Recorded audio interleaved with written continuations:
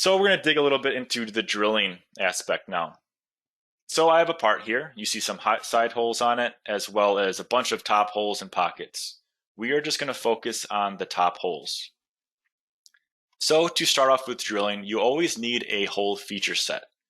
So in the top ribbon bar, click on the Hole Feature Set tab and select Hole Feature Set to create a folder. If we go into the Explorer tree, we see that air quotes folder called a hole feature set. Theoretically, this is just a folder that houses all the holes, but they call that hole feature set. Now what we can do is we can actually create a hole.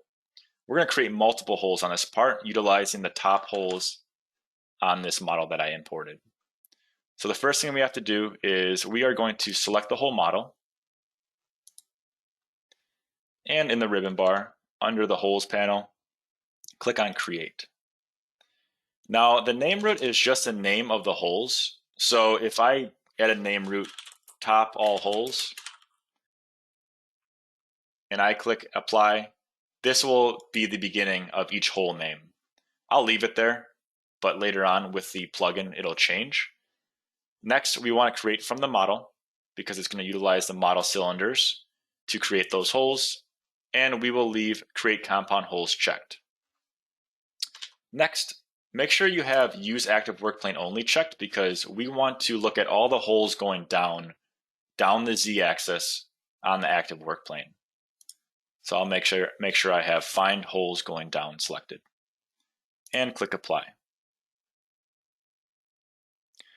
Please note, when you click apply, that creates your holes.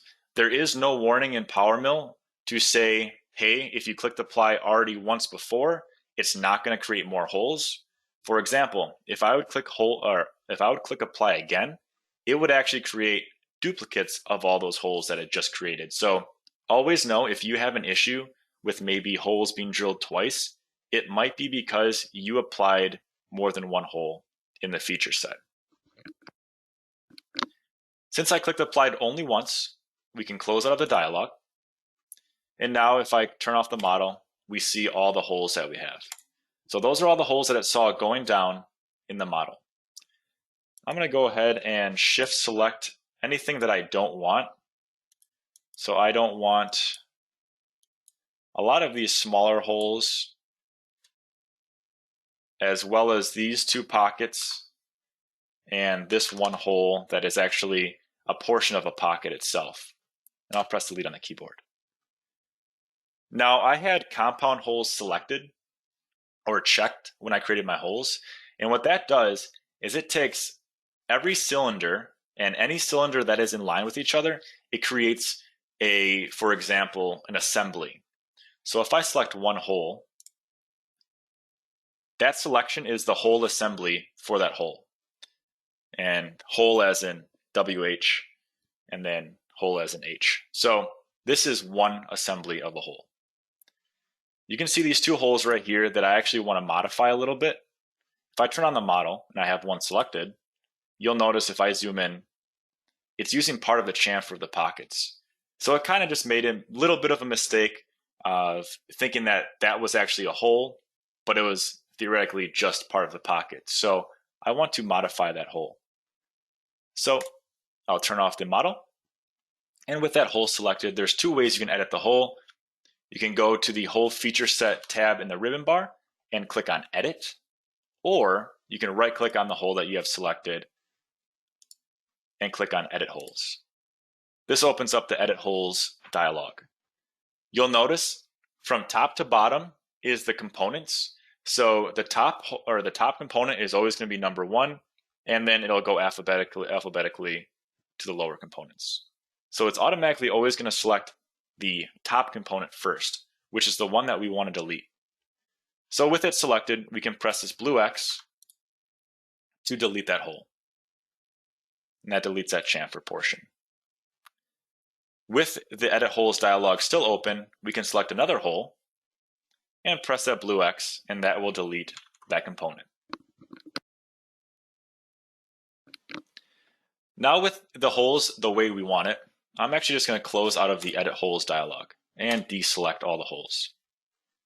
What I want to show you guys is the slight difference between a component hole or a compound hole and just a standard hole. So like I mentioned, with all the cylinders being in line with each other, it kind of takes those and groups them up. So PowerMill knows how to group them, and it's going to say, okay, this is one whole assembly, so you can utilize me for your drilling cycles. Well, if we did not have that checked, it would actually take all the cylinders and separate them with each other, so they would all be their own entity in the Explorer tree. So I'm just going to rename this whole feature set compound holes. And I'm going to create a new hole feature set, and I'll just name this one standard holes. And with this standard holes feature set activated, and you know it's always activated because it's bold and it has a little arrow pointing at it. I'll turn off the compound holes as well. Make sure that the standard holes are active, and let's go ahead and create new holes. Always remember, we want the part selected so we can create those holes off that part. And for this example, we want to use the active work plane only, find holes going down. I'm going to uncheck create compound holes and click apply. Close out of this dialog. And if I expand the whole feature sets of the standard holes, you'll notice that there's up to 77 hole entities. If I minimize that tree and expand the compound holes, you'll notice that there's only 34. So that's what I was mentioning about every hole now, or every cylinder is now a whole entity. So if I turn off the model and I zoom in to one of the holes that we deleted the top chamfer on, you'll notice I can select each individual hole. And this may be good if you actually want to utilize and group maybe counterbores into their own hole feature set, and then through holes into their own feature set. You can always group those up, or you can delete portions. And maybe if you just want to focus on the counterbore itself, you can just utilize the standard holes instead of the compound holes. But for this example, I actually just want to utilize compound holes. So I will delete all those standard holes and activate compound holes. Next, what we want to do is, first thing before ever creating a toolpath, always create your safe area. So I'm going to create my block. And since we're going to do some 5-axis work, I'm going to do the coordinate system of global transform, because that will never change the coordinate system. That is set by default within PowerMill. And clicking into space to deselect everything, I'll click calculate. That creates my stock. I'll click on accept. And then I'm going to go into toolpath connections. And we always want to click and set that safe area before programming. This ensures that you won't have any weird gouges or collisions with maybe any tabs or pieces of the part or stock. And for the start and end point, I'm going to do start point, first point safe. I don't like it starting in the middle of the block first, so I always do first point safe just to start at that first plunge move. And I'll click accept. Next, the first thing I want to do is I actually want to drill these through holes for all the counterbore holes. So that's going to be the 315 drill. And I'll just do single peck for all these toolpaths. So I'll name this 315 drill. And inside the drilling main settings, you'll notice that you have this components drop down. This is why it's good to utilize the component or the compound holes, because you can actually leave it at all. And what that's going to do is it's going to start at the top of the whole assembly, and it's going to drill to the bottom. And that's all dependent on the operation. So we're drilling to that hole depth and defined by top, so top of the hole. Or if we wanted to just focus on the, say, for example, the counterbore section, that's component number 1. So we can select range and make sure we have that range for just number 1. So we can do a top component of 1 and a bottom component of 1 as well. But since we're drilling, I want to make sure we focus on that whole hole. So let's click all. And next, we have to select those holes. So click on the select button at the bottom of the settings. We're going to select by diameter. And for the component, I want to do last because we know that that through hole diameter is the bottom component, which would be the last component. Now we see the 315 diameter. Shoot that on over to the selection filter, close, and calculate. Now you'll see we have our drilling toolpath to drill all those counterbore holes, utilizing that diameter. Next, if we actually want to utilize the same holes, which this is what's good about the compound holes, is we can actually utilize the same holes that are selected, but use it with an end mill and a different cycle type called helical. And this will mill just the top portion for that counterbore. So I'm going to duplicate my toolpath. I'll change that to 375 helix. Change the tool to the 3/8 end mill. Go back to the drilling settings, and under cycle type, I'm going to do helical. In the component section, I'm going to change that to range, top component of 1, last or bottom component to 1 as well. Clearance, I'm going to change to start just 20 thou above the hole and a pitch 20 thou depth. And click on calculate. Now, by utilizing the range, it's only taking the top component and it's going to create a helix down to the bottom of that top component. So that's a nice thing about utilizing a component hole is you can, just for this example, it's really easy to just duplicate the toolpath, utilize the same selected holes, and just fit it within that range. Next, I'm going to show you a little bit about countersinking. So PowerMill is good at countersinks because it will actually stop at that angle. So it knows the angle of the hole that's created. If I zoom in to the front view, and I'll zoom into, let's zoom into this hole right here. If you look at the blue, you can see that that's a total of 90 degrees right there. It's a draft angle of 45. So I have a spot drill that I want to use to set that countersink. The first thing we actually want to do though, is we just want to drill that hole first. So I'll control 1 to the ISO view of number 1. And I'm going to expand the tool paths, and I'm just going to utilize the tool path that we used for drilling of the 315. So I'll activate that right now. I'll duplicate that tool path, rename this 201 drill,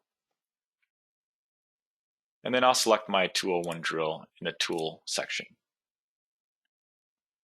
I'll go back into the drilling settings, and I'm going to go to the select feature selection section again. So this dialog. I'm going to kick out that 315 diameter because we don't want those selected anymore, but I do want that 201. So select 201, shoot that on over to the selection filter, close, make sure that your cycle type, define top, operation, everything is what you want to be, and click on calculate. Now you can see that it's drilling all the 201 holes.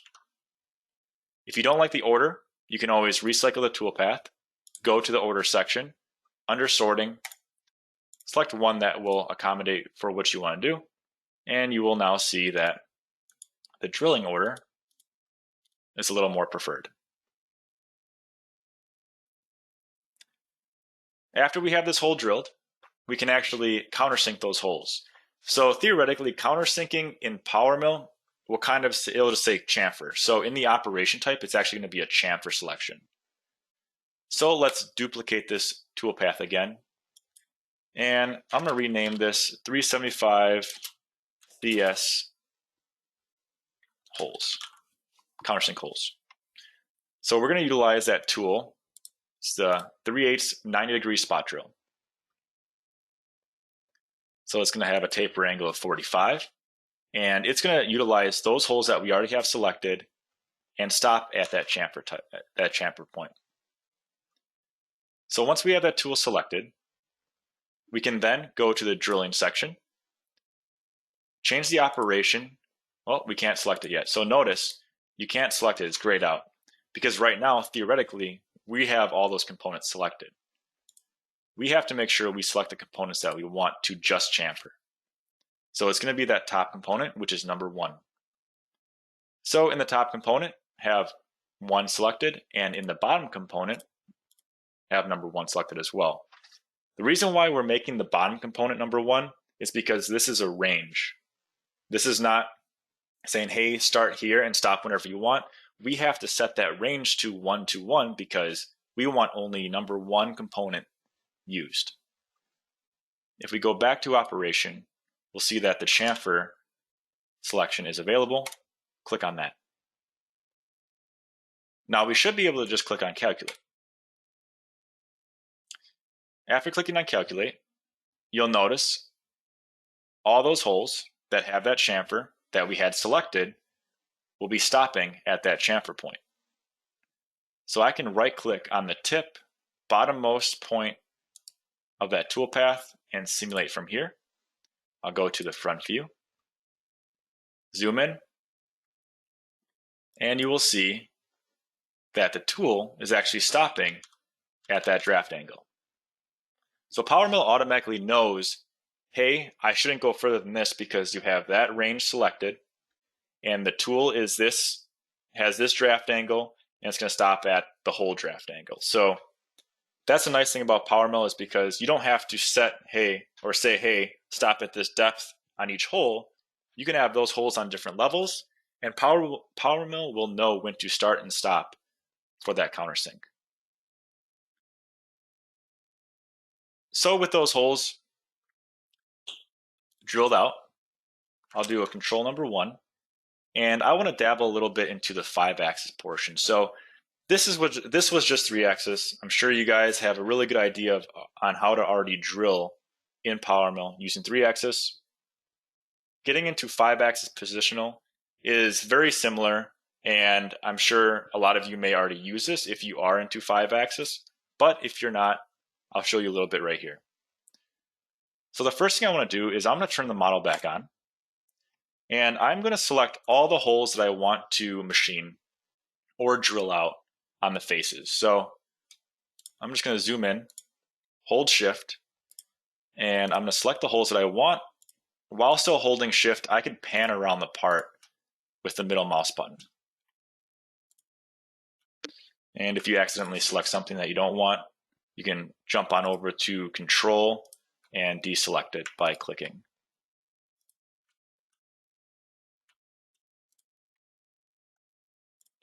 So I will select all those holes that I want to create a whole feature set with.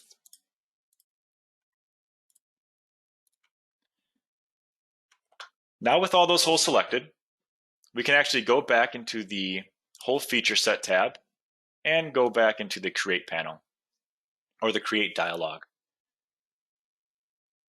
Make sure your create compound holes is selected, because this is what I'm doing for the example. But I'm going to uncheck the use active work plane only. By unchecking this, it's going to look at everything that I have selected, disregard the work plane, and it's going to create a hole in those locations for those cylinders or those selected surfaces. I'll click apply and close. I'm just going to turn off this toolpath, turn off the model, and you will see all the holes that are highlighted yellow are the ones that it just created, and those are my side face holes. But for drilling in 5-axis, for positionally drilling, you have to make sure you have a work plane in line with those holes. So the Z-axis has to be in line with each and every one of those holes to drill it. So for this part, in this example, we actually have to make a quick work plane just to line up those holes. So we want to make sure that we create a work plane on each face to utilize for drilling. So I'm going to go to the Home tab, click on the Create Work Plane dropdown, click on Work Plane Align to Geometry. And this will allow me to create a work plane anywhere on a face, and it lines it up perpendicular to Z. So I'll do the Y negative face,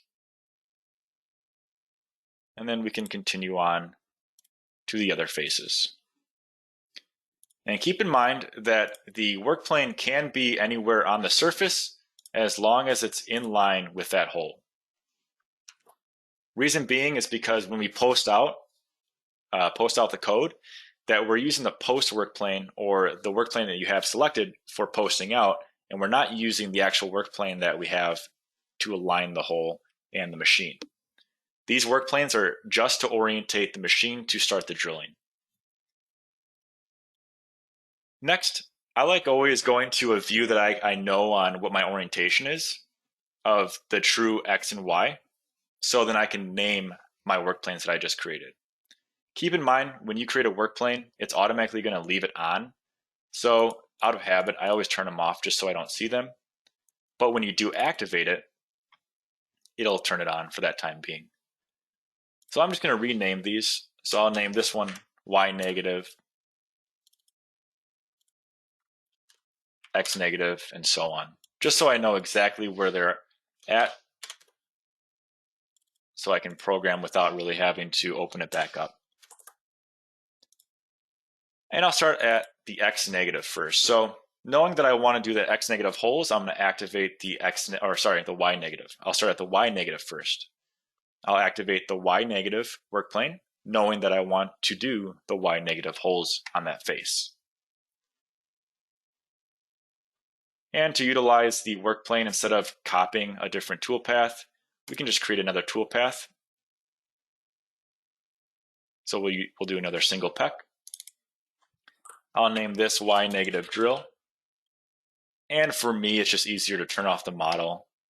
And we can actually select those holes individually because we don't have a lot of them to drill. I know that those Y negative holes are a 236 drill, so I'll go to the tool section, change those to a 236. And you always want to make sure that you check that safe area before programming. I'll calculate my toolpath. And you may notice that if you're kind of rushing, you may notice that your toolpath may not go to the depth of the hole, or it may not do exactly what you were thinking of doing, kind of like just what happened. Just be sure to always go to the drilling section and look over what you're actually doing. So I want to make sure that my components are set to all. Well, actually, first, let's change the operation back to drill to hole depth and make sure you're drilling all the components. Click calculate again. Now this is when we can actually kind of just duplicate the toolpath. So the next, I'm actually going to do the Y or X negative.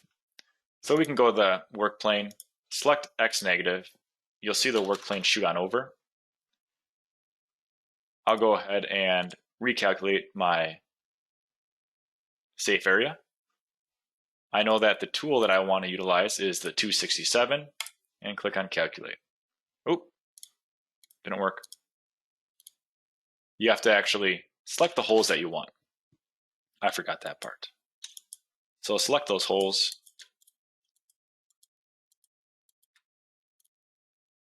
And click on calculate. So we'll do the same for the Y positive. Select those new holes. That tool is going to be a little bit smaller, so that tool is going to be the 196.9 tool. And we can always just recalculate that safe area. Calculate. And lastly, we'll do the X plus drill. So the X plus face. Go to the work plane, select X plus, select those new holes, select the tool. The tool is going to be the 267. Calculate. Now I just want to show you, if you don't set your safe area, you'll probably see in the Explorer tree a red exclamation point.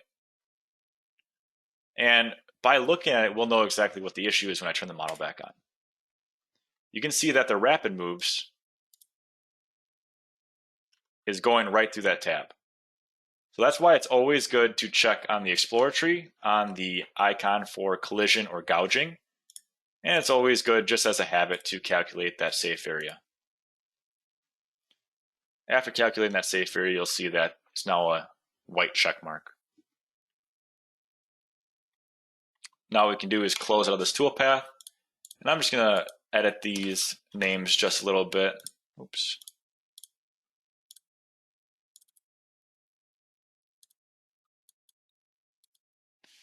So I didn't rename these for you guys, so I'm just going to rename them just to make it a little bit easier to view. And this one will be the X negative. So now we have all the toolpaths. Activate the post, look at ISO 1. And now we have the 5-axis toolpaths with those 3-axis toolpaths. So to post out using the 5-axis toolpaths or the 5-axis drilling is the same thing that you would do to post out a normal 3-axis, except we're going to be posting out into a 5-axis machine. So let's go ahead and create an NC program. I'll expand that out. And what we can do is inside the NC program, I can select all my toolpaths. I'll right click it, add to NC program. Now, when you post out, you want to make sure that your output work plane is set to your posting work plane. The work plane that you're going to be using in the machine to touch off the part. I know that for this example, it's the center of the block, top of the block. So that's what you have to post out as. Do not make the mistake of posting out using one of your 5-axis positional work planes. Those are just for orientation of the toolpath. That is something that you're not going to post out as. Because you'll notice that if I scroll, I have those 5-axis toolpaths in there, but my output work plane is the post work plane that I named. With that being said, I will just accept the NC program, and I just want to show you guys a simulation of what this should technically look like in the machine. I'll deactivate the toolpath. I'll also deactivate the tool, and you can right click on the NC program that you have in the Explorer and simulate from start. I'm going to auto draw the tool so it shows the tool while it's machining. And I'll set the control speed around 24 feed rate and click play.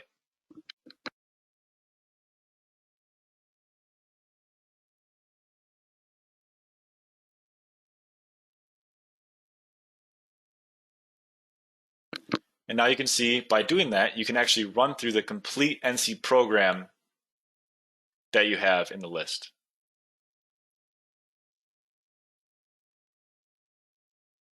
So if this were posted out, that would be the order of all the drilling that we created.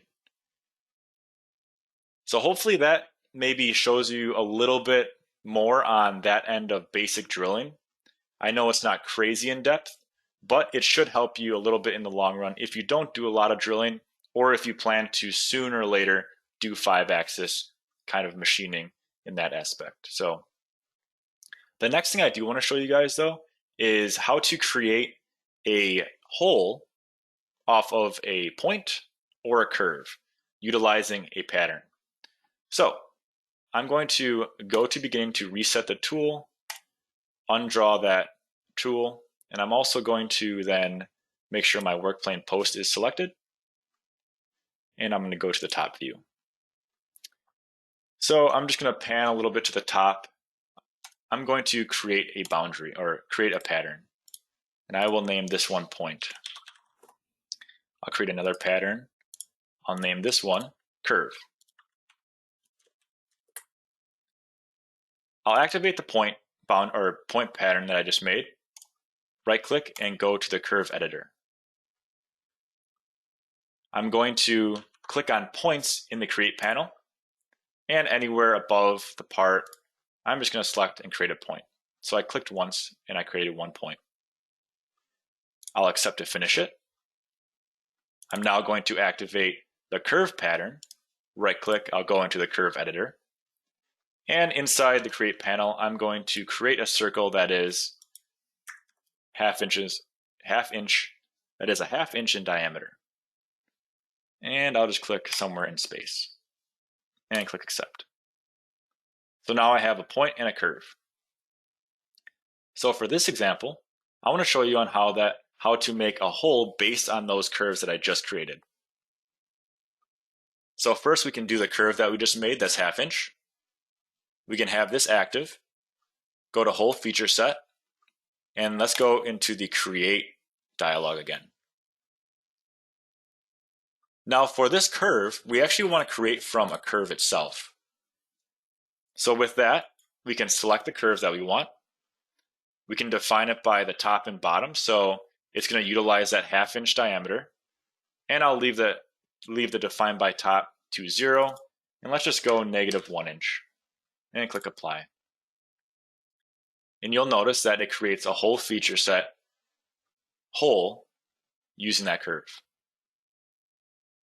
We can do the same thing for the point. So I'll just close out the create holes dialog. I'll activate the point pattern. Now oh, there it is, it's right there. We can select that little point, go back into the create dialog, and inside create from, select points. Now it's going to use the center of that point to create a hole defined by what we put in here. So we can leave the defined hole bottom by -1 inch. And let's just do an upper diameter of maybe 1/4 inch with a 0 draft angle. Click apply. And that's how you create a hole based off of a point. And these are all using patterns, so don't create boundaries. You want to make sure that you use a pattern to create these holes. I'm going to go close out of the create holes dialog. And the last thing I want to show you guys is I actually want to dig a little bit into the basics of the drill automation plugin. So to utilize any of the feature sets that we have inside the drilling automation plugin, we have to make sure that we had that enabled prior. Since I already did, I can go to the View tab. Inside User Interface, I can select Vertical Plugin Window. And you're going to see your compound holes feature set listed.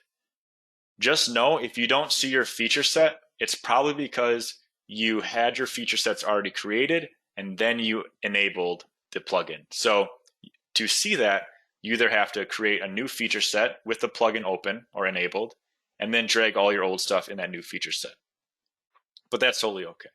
But since we see mine, I just want to show you a quick rundown of what will happen is if I select and add my compound hole feature set, and I click on Generate Tag.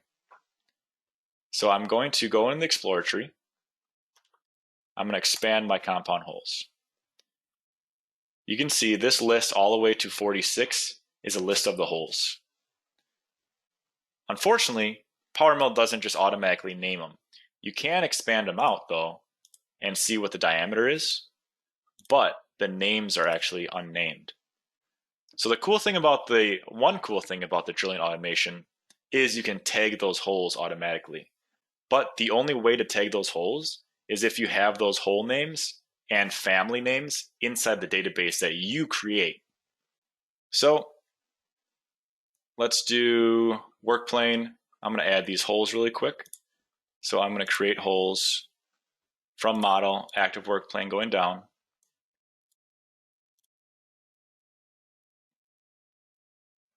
And I'll close. I'll modify this hole again, just to delete that top chamfer. And now I'm just going to save it. So to save it, we had that weird error. So I'm going to go in the echo commands and I'm going to do project claim so I can say it's mine, just so I can save it. All right, so tagging. This is going to allow me to tag these holes because if we looked before, we saw all these holes were unnamed. You want to make sure that you add that hole or that feature set to the right side. And I want to make sure that I don't have anything weird opened up because it did that last time for me. So we'll see if this happens again. But I should be able to select generate with tag only Okay, it worked that time. Not really sure on what happened, on why it didn't work last time, but after clicking generate, you can see inside the whole feature sets in the Explorer tree, you have all the profiles that I actually created in the database added. So this would be great for automation on your end.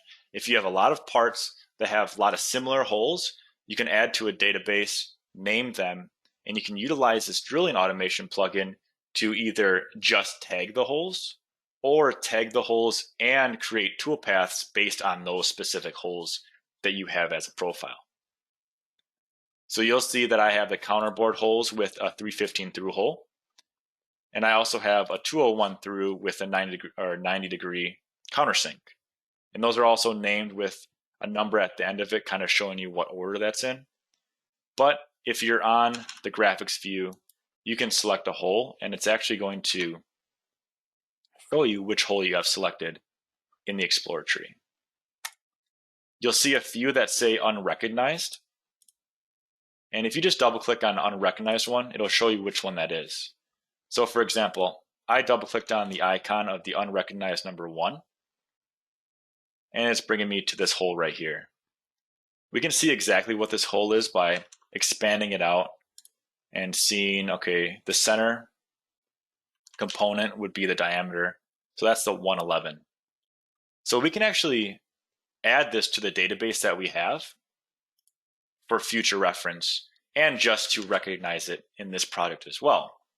So to add any unrecognized holes, inside the vertical plugin window of the drilling automation, you can go to Add to Database. And you'll notice that unrecognized holes is still blank. We have to select the tag holes number 1. We can retag those holes. And that's going to read the unrecognized holes now.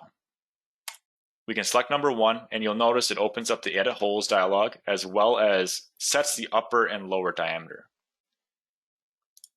I know that I just want to name this hole, say 111, so I can select the middle portion knowing that the through hole is actually a 111 diameter. And inside the plugin window, I can name the hole itself, so the tag is going to be the name. So I'll name that 111 drill or 111 hole. And we also need a family, so we can just name this one holes, because it's going to be the holes family, and a brief description of this hole itself, so we can say 111 through hole with countersink.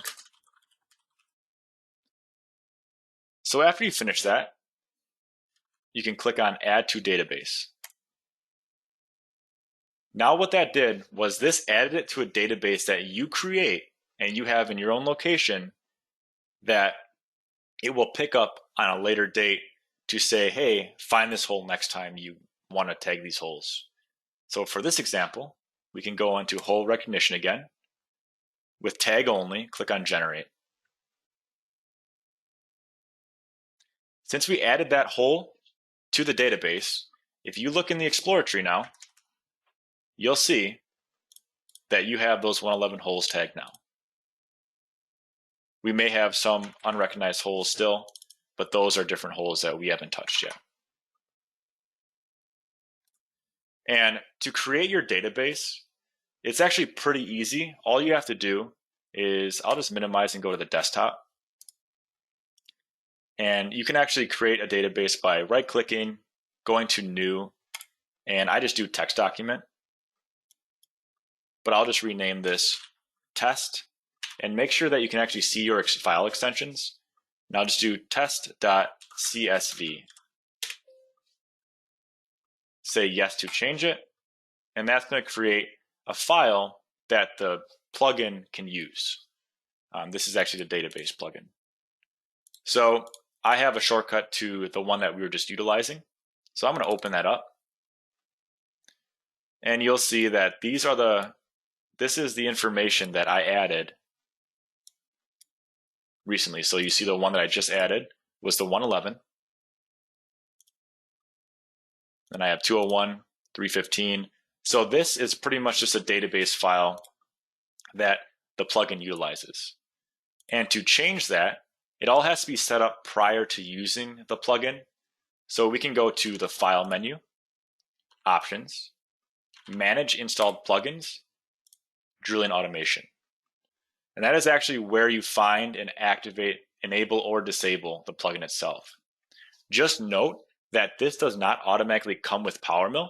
So I can link you guys the location for the drilling automation. I'll pull it up in a second. And you actually have to watch the video. So that'll actually give you more information on the drilling plugin, as well as at the end of the video, it's going to give you a link. And that link is a .msi link, or .msi file. It will allow you to install the file, reopen PowerMill, click on Enable, and that will allow these options to be modified. So this is where you have to link that CSV file that I showed you to make, and a toolpath folder. So this toolpath folder is the folder that if you have any toolpath templates that you want to utilize for drilling, this is that toolpath folder that you need to utilize the automation of those drilling templates that you create. But that's obviously on the deeper end of it. I kind of just wanted to show you the tag only portion. So as far as the automation programming or the automation plugin, I wanted to show you the location to download that plugin. So you can actually do it in Google, where to download drilling automation. So if we just went into Google, type that in, it's the first thing that will pop up. Where to download PowerMill drilling automation plugin. Autodesk has a great knowledge network, and that will actually navigate you to a link to the Autodesk Manufacturing Hub page. You can click on that, and unfortunately their search doesn't work very well. If you search drilling, it doesn't actually search to it. So you may have to just scroll down until you find it, which we will find it right now. I think it takes me 3 clicks. Yep, 3 clicks. And then on the right side, you see this drilling automation. Click on watch video. And it's about a 12-minute, 13-minute video that will take you through the whole process of setting up the plugin, utilizing the plugin. And then at the end of the video, if I just click on the end and I click play, I'll turn off his voice. They will give you a link.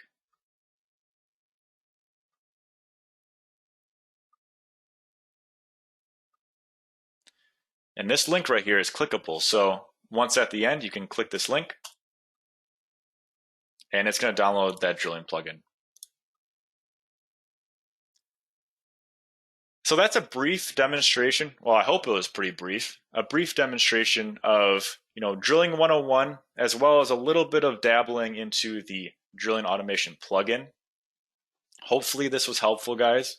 Like I mentioned before, you can always contact me directly by email or phone. It's in the bottom left if you guys want to write that down, jot that down. We do have a little bit of time for questions. One of them is, and I'll read them both out for you. How do you reverse a hole direction? Sometimes with through holes, the direction of the hole is 180 degrees from my drill direction, even when I have picked on down holes. That's the first question. The second question is, say you have 100 holes in your feature set, but you want to delete, say, all 15 3 1/4 holes.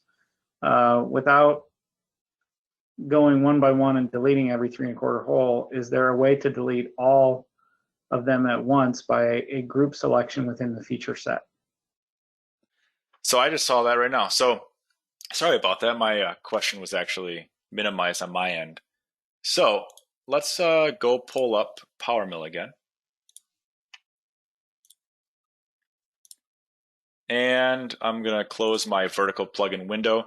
And for the first one of reversing your hole direction, let's go and I will just do, let me make a new feature set.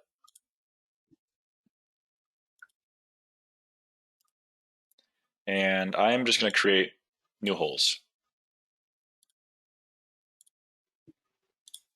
And I'm not going to do compound just so I can flip, specific entities, and I'll go down the direction of the part. I'll turn off my part model. And we can see, for example, if these holes you want flipped around, all you should be able to do is just select the hole that you want, right click, hover over edit, and where is it?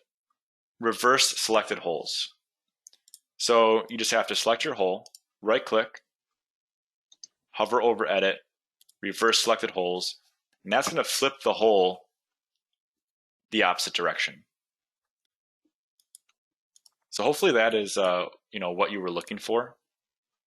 So right now these holes are actually facing the opposite direction to the machine from the opposite side. And as for the 100 holes, I know that could be a pretty big pain. What I would probably do is let's go.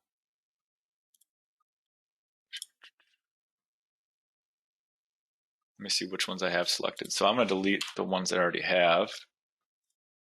And I'm going to reverse the ones that I just changed. And for this example, I've never personally had to dig deep into that many holes. So I guess maybe lucky me. But I'm going to try it this way. So let's just we can open up this single PEX strategy. And I'm going to go ahead and open up the feature selection dialog. This will allow me to see all my diameters based on the selected by diameter as well as the component that you have selected.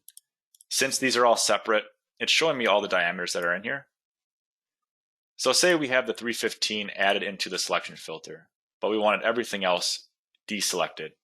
Or sorry, we wanted everything else selected and deleted. I should be able to right click and invert selection and delete on the keyboard. So I'm actually utilizing the feature selection option inside the drilling strategy to select what I want, and that still allows me to go into the graphics view, right click on the selection, invert that selection, and press delete on the keyboard. I just want to bring up too, we've helped customers do some pretty big automations in this area. So if you do have a project where you want to automate a lot of this, we certainly can help with our consulting team in these projects. Typically what we want is a template and kind of a master list of all the holes in a part, and that's a good point to get started.